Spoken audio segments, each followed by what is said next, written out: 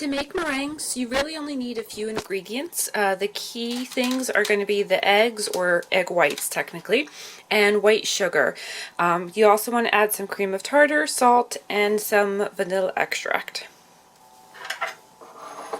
We are going to need 4 egg whites. Rather than separating the eggs all together, I'm going to do one at a time. I just use the shells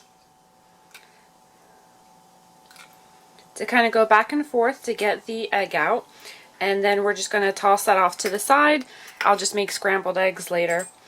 You also want to do just 1 egg at a time as opposed to working with that same bowl.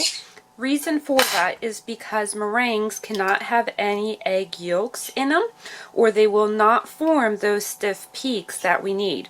If you get any egg yolk in it, then that batch will not be useful. So rather than worrying about wasting it, I'm just going to do 1 egg at a time.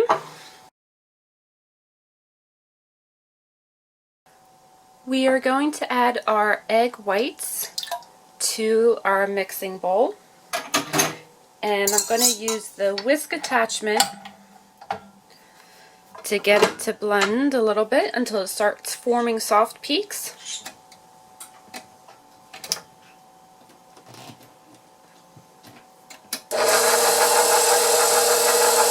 And we're going to put it on high.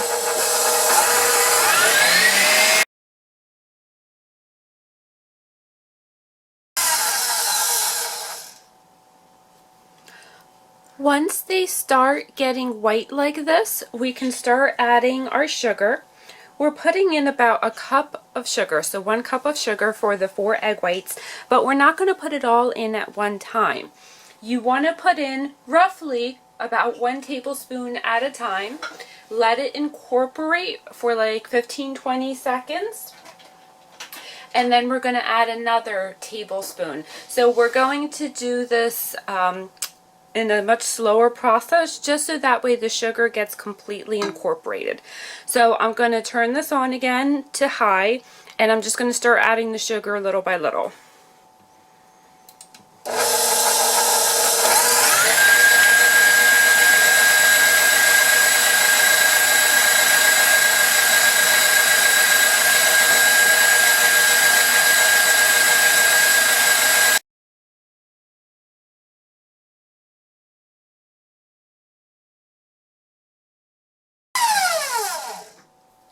I'm going to also take a spatula and just run it down the sides to try to get some of those sugar crystals off the side so that they get incorporated into the meringue.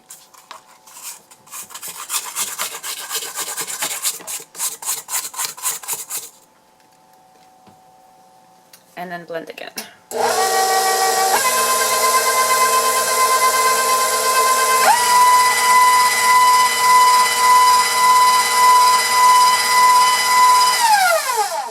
I also like to take a look at my meringue to see what it looks like. What you're shooting for is to have nice stiff peaks and where they hold their shape by themselves.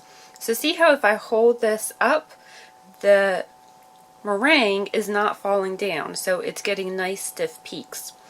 So I want to just double check to make sure all of my sugar crystals are dissolved or mixed in. So just take a little piece between your fingers and rub it. If it feels grainy, then there's still a little bit of sugar crystals, so you want to blend it just a little bit more. And this is almost done, so I'm also going to add in a couple of the other ingredients.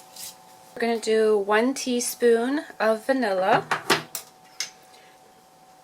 half a teaspoon of cream of tartar, and 1/8 teaspoon of salt. So just a tiny bit. And we're going to give that a blend.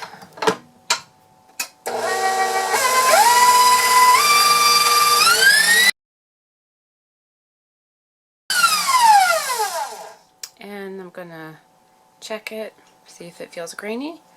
Feels pretty good. Other way to check to see if we have stiff peaks is just turn it sideways. See how it's physically not moving, it's holding its shape, and even if I turn it upside down, nothing comes out, so it holds its shape. I'm taking my pan and putting some parchment or wax paper on it. I've cut it down to size so it fits right in the pan, and that way I don't have stuff hanging over the edge to mess up my meringues. But sometimes it can shift a little bit, so you can just spray your pan with a little bit of cooking spray, and it's kind of like a quick instant glue just to hold the paper so it doesn't shift, which will make it easier to put our meringues on. Next, we're going to take our meringue and put it into a piping bag, which you can get in the baking aisle. If you don't have a piping bag, you can just take a regular Ziploc bag and then cut a hole in the corner and make it work, which is what I tend to do. I am going to use a Ziploc bag, and I'm going to use this handy little Ziploc bag holder, so it will actually hold it open for me, which makes it easier to spoon things in and not get stuff all over the place.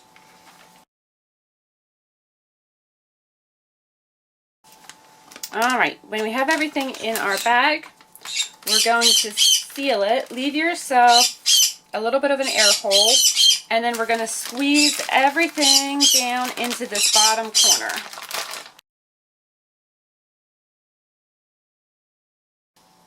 We're then going to take our bag and just cut a small hole out of the side, out of that little corner. I tend to cut small, and then if you need to cut it bigger, you can. It's easier to go small and then make it bigger. So we're just going to literally just pipe this right out onto our baking tray. These do not grow in size. They are going to be this size. So you can put them close together and it won't matter.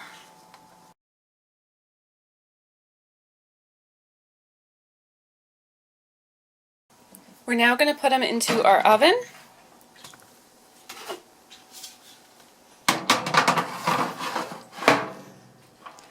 I'm working with a convection oven because my regular oven doesn't work.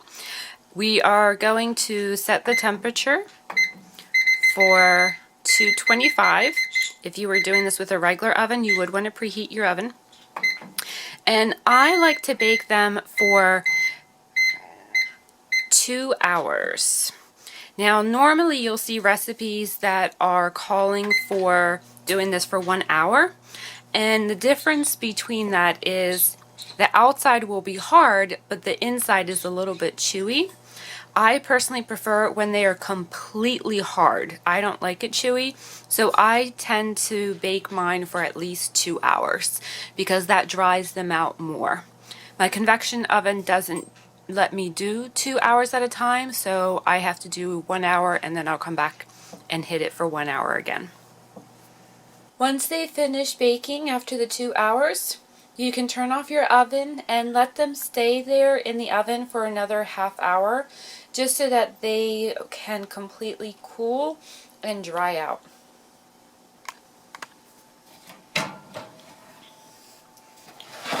So let's check out our meringues. They have a crisp crunch to them, and they're very easy to make.